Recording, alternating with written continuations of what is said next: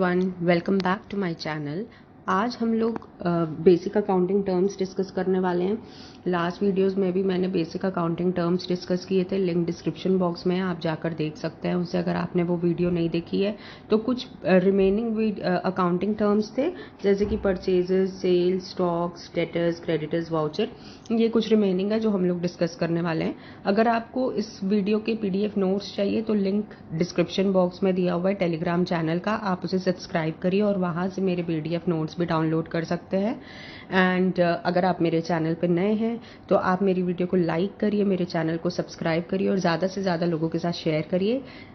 And चलिए start करते हैं आज का लेक्चर।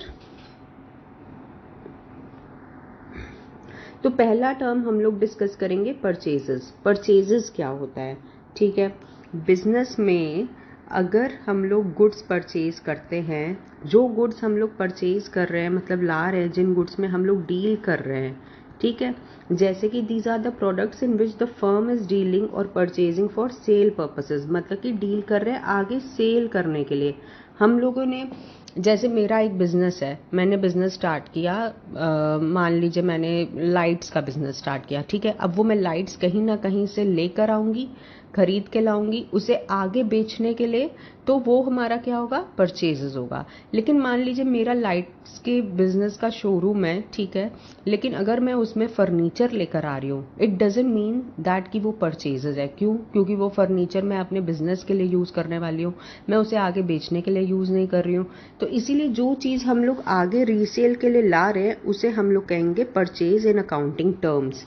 बट हर एक बिजनेस तो ट्रेडिंग फर्म नहीं होती है, ठीक है, मैन्युफैक्चरिंग कंसर्न्स भी होती है जो प्रोडक्ट्स को बनाती हैं। तो वो क्या करती हैं? उनके लिए परचेजेस क्या हुए? जो मटेरियल्स वो ला रहे हैं, रॉ मटेरियल्स जिन्हें वो गुड्स में कन्वर्ट करने वाले हैं, ठीक है, उन्हें आगे वो बेचने वाले हैं, तो उनके लिए क्या हुआ? वो परचेज हुई। तो चलिए इसे डिटेल में डिस्कस करते हैं। Purchases are the products in the firm in which the firm is dealing और परचेजिंग फॉर सेल पर्पसेस। इतना क्लियर हो गया होगा आपको। In trading concerns goods are purchase for resale purposes. Trading concern क्या होती है? कि जो सामान बाहर से लेकर आते हैं फिर आगे उन्हें रीसेल करते हैं।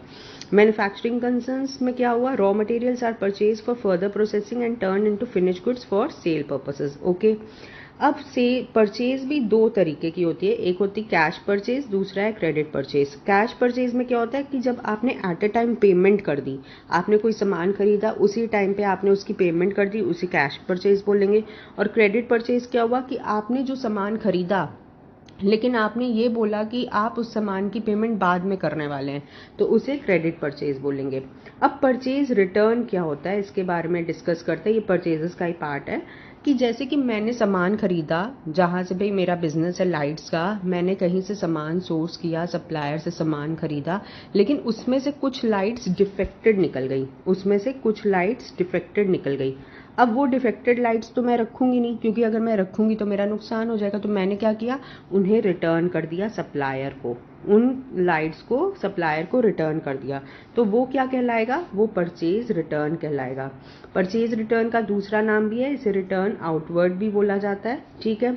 तो चलिए, if the goods purchase from the supplier are return due to some manufacturing defect और एनी डिफरेंस इन स्पेसिफिकेशंस, जैसे कि मैंने बोला था मुझे इस कलर की लाइट चाहिए लेकिन वो उस कलर की नहीं थी, जो साइज में डिफरेंस आ गया, तो ये सारी चीज़ों से क्या होता है कि मैंने अगर गुड्स रिटर्न कर दिए अपने, तो उसे परचेज रिटर्न बोला जाएगा। तो चलिए नेक्स्ट टर्म पे आते हैं। अब बात करते हैं हम लोग सेल्स की। सेल्स क्या होता है? Sales of only those goods in which the firm is dealing, मतलब कि जिसमें फर्म डील कर रही है, जिन गुड्स में फर्म डील कर रही है, मतलब कि परचेज एंड सेल कर रही है, आगे रीसेल कर रही है। एक तरीके से कह लीजिए परचेज और सेल्स थोड़ा रिलेटिव कॉन्सेप्ट ही है, दोनों का सेम कॉन्सेप्ट है। तो उसे हम क्या बोलेंगे? सेल्स, ठीक है। दैट इज गुड्स बॉट और परचेज्ड और प्रोसेस्ड फॉर रीसेल पर्पसेस, मतलब कि रीसेल करने के लिए जिन गुड्स को लेकर आया गया है उसे सेल्स बोलते हैं। जैसे कि कह लीजिए if a shopkeeper selling electronic items is a sale, जैसे मेरी इलेक्ट्रॉनिक की शॉप है, अब मैं इलेक्ट्रॉनिक सामान बेच रही हूँ तो उसे सेल बोलेंगे। लेकिन अगर मैंने उसी में से अपना कोई ओल्ड फर्नीचर बेच दिया तो उसे सेल्स नहीं बोलेंगे, क्योंकि वो हमारी डेली की ट्रांजैक्शंस में इन्वॉल्व नहीं है, वो हमारी डेली ट्रांजैक्शंस नहीं, हम लोग डेली उसमें डील नहीं कर रहे हैं।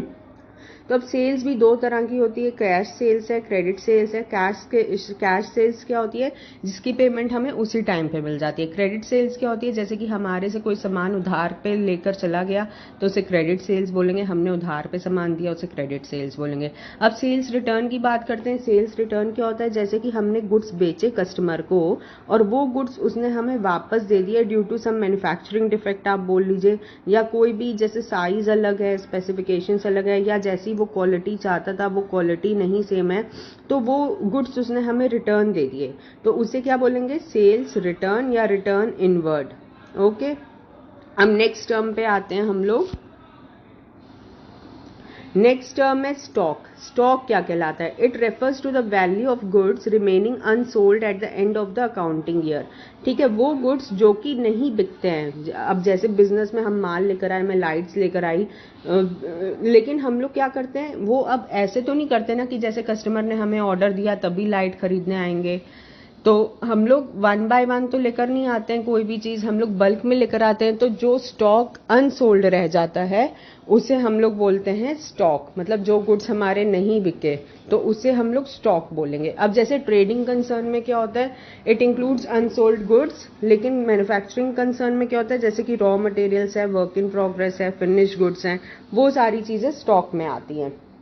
स्टॉक भी दो तरीके के होते हैं, जैसे कि ओपनिंग स्टॉक है, क्लोजिंग स्टॉक। ओपनिंग स्टॉक क्या होता है, goods lying unsold at the beginning of the accounting year. वो गुड्स जो कि अकाउंटिंग ईयर के बिगिनिंग में नहीं बिके रहते हैं उसे हम ओपनिंग स्टॉक बोलते हैं। और क्लोजिंग स्टॉक क्या हुआ, it refers to the goods lying unsold at the end of the accounting year. Accounting year के एंड में जो स्टॉक्स नहीं बिके हुए होते हैं उन्हें हम क्लोजिंग स्टॉक बोलते हैं। अब closing stock of this year becomes the opening stock of next accounting year. तो ये बहुत इंपॉर्टेंट है, मतलब आज 2019 के एंड में जो भी मेरा क्लोजिंग स्टॉक होगा वो मेरा ओपनिंग स्टॉक 2020 का हो जाएगा। ठीक है, इतना क्लियर हुआ होगा आपको। चलिए आगे बात करते हैं। नेक्स्ट टर्म है डेटर्स। डेटर्स क्या होता है, डेटर्स आर द पर्सन और firm to whom goods have been sold on credit और सर्विसेज रेंडर्ड ऑन क्रेडिट। मतलब कि जो सामान मैंने उधार पे किसी को बेचा है, मैंने जिसको उधार पे जो सामान बेचा है वो क्या होगा, डेटर्स होगा। जैसे कि goods sold to Ram on credit for 5000। Ram ने मेरे से लाइट्स खरीदी, 5000 की वो लाइट्स लेकर गया, लेकिन उसने मुझे बोला कि मैं तुम्हें पैसे बाद में दूंगा, तो वो हमारा क्या हो जाएगा, डेटर हो जाएगा। राम हमारा डेटर हो जाएगा। ठीक है, तो in this case Ram is the debtor of the firm till he clears the full amount. मतलब जब तक वो पूरा अमाउंट नहीं क्लियर करता तब तक वो हमारा डेटर है। मान लीजिए 5000 में से उसने हमें 10 दिन के बाद 2000 पेमेंट दे दी, लेकिन 3000 अभी भी बाकी है, तब भी क्या हुआ, हमारा राम डेटर हुआ। ठीक है, इस केस में भी Ram is our debtor.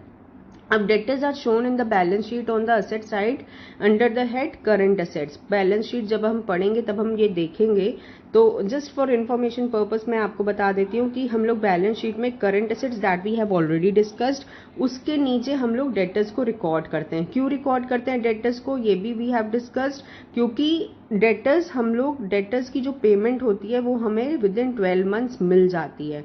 Debtors की पेमेंट हमें 12 मंथ्स मिल जाती है, इसीलिए हम उसे करंट असेट्स बोलते हैं। ऑलराइट, इतना क्लियर हुआ होगा आपको। नेक्स्ट टर्म पे आते हैं। The next term is creditors. Creditors कौन होते हैं, दे आर द पर्सन्स और firms from whom we have purchase goods और प्रोक्योर्ड सर्विसेज ऑन क्रेडिट। मतलब कि अब जैसे मेरा बिजनेस चल रहा है लाइट्स का, उसी को डिस्कस करते हैं आगे। तो मेरे पास इतने फंड्स नहीं थे कि मैं एट अ टाइम पेमेंट कर दूं, तो मैं अपने सप्लायर के पास गई और मैंने बोला मुझे 3 मंथ्स का क्रेडिट दे दीजिए, 3 मंथ्स का क्रेडिट पीरियड दे दीजिए, मतलब कि मुझे 3 महीने का उधार दे दीजिए आप। ठीक है, तो उसने मुझे 3 महीने का उधार दे दिया, तो मेरे लिए क्रेडिटर्स कौन हुए, जो सप्लायर है, जो लाइट्स के सप्लायर हैं वो मेरे लिए क्रेडिटर हो गए। ठीक है, ये मेरे क्रेडिटर्स हैं। तो क्रेडिटर क्या होता है, जिससे हम लोग सामान उधार पे लेते हैं। ओके, तो they will continue to remain our creditors till we clear their account by making the payment. जब तक हम उनकी पूरी पेमेंट नहीं करते हैं तब तक वो हमारे क्रेडिटर्स होंगे। जैसे कि we have purchase goods from ABC worth 10,000 and we have paid only 3,000। Now ABC will continue to remain our creditors till we make the payment of remaining 7,000। तो मतलब कि जब तक हम 7,000 की पेमेंट नहीं कर देते बाकी की, तब तक वो हमारे क्रेडिटर्स रहेंगे। ओके, अब नेक्स्ट टर्म डिस्कस करते हैं, दैट इज वाउचर। वाउचर क्या होता है, हम लोग कोई भी बिजनेस ट्रांजैक्शन करते हैं तो उसके लिए हमें कोई ना कोई प्रूफ चाहिए होता है। मान लीजिए मैंने परचेज करी या सेल करी, ठीक है, उस केस में क्या होता है कि हम लोग इस ट्रांजैक्शन को कहीं ना कहीं तो रिकॉर्ड करेंगे, लेकिन अब जैसे हम बुक्स ऑफ अकाउंट में रिकॉर्ड कर रहे हैं, लेकिन उसका प्रूफ क्या है, तो हम लोग रिसीट बनाते हैं। जैसे आप किसी शॉप पे कोई चीज परचेज करने के लिए जाते हैं तो आपको वहां का जो शॉपकीपर होता है रिसीट देता है, तो उसी तरह से ये वाउचर होता है। Voucher is a written document that is prepared by an accountant providing the evidence of a business transaction. It is also called the source document on the basis of which transactions are recorded in the books of account.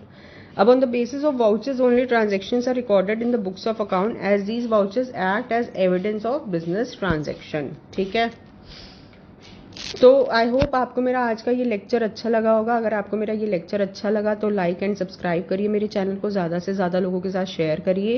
And अगर आपको notes चाहिए तो link description box में दिया हुआ है, Telegram channel को आप सब्सक्राइब कर सकते हैं। नेक्स्ट वीडियो में हम लोग MCQs डिस्कस करने वाले हैं इसी चैप्टर के, तो ये चैप्टर वाइंड अप हो जाएगा।